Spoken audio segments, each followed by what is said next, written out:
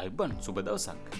අද මාතෘකාව සාර්ථක විවාහ ජීවිතයක රහස සහ ආදරයට වඩා වැදගත් දේවල් 7ක් ගැන. විවාහය කියන්නේ දෙදෙනෙක් එකට ජීවත් වීම පමණක් නෙවෙයි. ඒ සතුටේදීත් අමාරු කාලවලදීත් එකිනෙකාට සහයෝගය දක්වමින් එකිනෙකා තේරුම් ගනිමින් ජීවිතය ඉදිරියට ගෙන යන ගමනක්. ආදරයෙන් ආරම්භ වන සම්බන්ධතාවයක් දිගු කාලිනව සතුටින් පවත්වාගෙන යන්න නම් ආදරයට අමතරව තව බොහෝ දේවල් අවශ්‍යයි. අද අපි බලමු සාර්ථක පෞල් ජීවිතයකට වැදගත්ම ඒ කරුණු 7 මොනවද කියලා. අංක 1 එකිනෙකාට ගරු කිරීම. විවාහ ජීවිතයක පළමු පදනම තමයි ගෞරවය. අදහස් වෙනස් වුණත් එකිනෙකාගේ අදහස් අගය කරන්න. කෝප වූ අවස්ථාවක වුණත් අනෙක් කෙනාව පහත් කළ කතා කිරීමෙන් වළකින්න.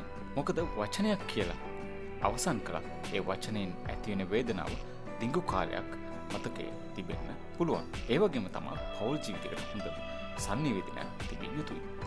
බොහෝ පෞල් ගැටලු ඇති වෙන්නේ ගැටලුවක් තිබීම නිසාම නොවීම එක්තරා හේතුවක්. ගැටලුව ගැන නිවැරදිව කතා නොකිරීම නිසායි. සහ තමුන්ගේ හැඟීම් සංසුන් පැහැදිලි කර අනෙක් කෙනාට කියන දේ අවධානයෙන් සවන් දෙන්න. මම කියන දේ විතරක් හරි කියන අදහස වෙනුවට අපි දෙන්නටම හොඳ විසඳුම මොකක්ද කියලා කතා කරන්න. සහ තුන්වෙනි එක දෙදෙනා අතර ඇති විශ්වාසය. විශ්වාසය කියන්නේ එක දවසකින් හදන්න පුළුවන් දෙයක් නම් නෙවෙයි. ඒ දිනෙන් දින කරන ක්‍රියාවලියකින් සහ කියන දේ කරන එක, අවංකව කතා කරන එක, පොරොන්දු රැකීම වැනි කුඩා දේවල් හරහා විශ්වාසය ගොඩ නැගෙයි.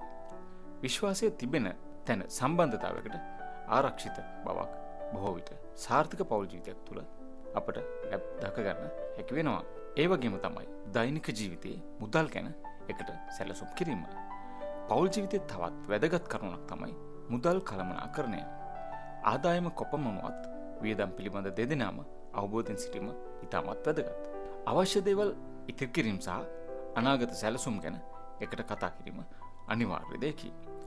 මුදල් ගැටලුවක් ඇති විට එකිනෙකාට දොස් පවරනවනවට දෙදෙනාම එකතු වී විසඳුමක් සෙවීම සාර්ථක ජීවිතයකට යහපත් අත්දැකීමක්.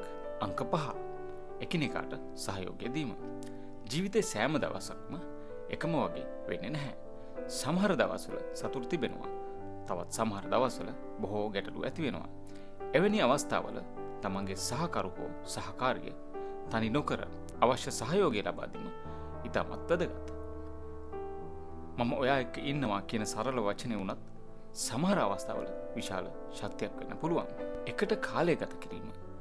එකම නිවසේ ජීවත් වීම කියන්නේ එකට කාලය ගත කිරීමම පමණක් නොවේ. දුරකථන සහ වැඩ කටයුතු වලින් මදක් ඉවත් වෙලා එකිනෙකා සමග සුහදව කතා කිරීම ඉතා වැදගත්. එකට ආහාරයක් ගන්න, පුංචි ගමනක් යන්න, නැතිනම් දවසේ සිදුවුණු දේවල් ගැන ඔබට කතා කරන්න පුළුවන්. මේ වගේ සරල අවස්ථා තමයි සම්බන්ධතාවය බොහෝ ශක්තිමත් කරන්නේ. සමාව දීම සහ වැරදි නිවැරදි කර ගැනීම. කිසිම මනුස්සයෙක් 100% සම්පූර්ණ මිනිසුන් මේ ලෝකේ ජීවත් වෙන්නේ නැහැ. විවාහ ජීවිතයකදීත් බොහෝ විට වැරදි සිදුවන්න පුළුවන්. වැරද්දක් වූ විට ඒ පිළිගැනීමත් අවංකව සමාව ඉල්ලීමත් බොහෝ විට වැදගත් වෙනවා. ඒ වගේම සමාව දීම කියන්නේ වැරදි හැසිරීම නොසලකා හැරීමක් කියන එක නෙවෙයි. ගැටලු හඳුනාගෙන නැවත ඒ සිදු නොවන ආකාරයට දෙදෙනාම වෙනස් වීමට උත්සාහ කිරීම තමයි ඉතාමත් වැදගත් වෙන්නේ. සාර්ථක විවාහ ජීවිතයක් කියන්නේ ගැටලු නැති ජීවිතයක් නෙවෙයි. ගැටලු ඇති වූ විට ඒවට එකට මුහුණ දෙන ජීවිතයක්.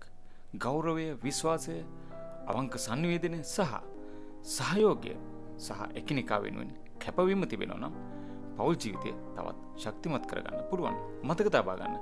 හොඳ විවාහ ජීවිතයක් ගොඩනැගෙන්නේ පරිපූර්ණ මිනිසුන් දෙදෙනෙක් නෙවෙයි, එකිනෙකා තේරුම් ගනිමින් එකට වැඩ කරන මිනිසුන් දෙදෙනෙකු අතර පමණයි. ඔබට මෙම වීඩියෝව වැදගත් නම් ඔබේ මිතුරන් සහ පවුලේ අය සමග බෙදා හරින්න. මානව ලෝකයේ සමග දිගටම රැඳී සිටින්න ඔබට ස්තුතියි.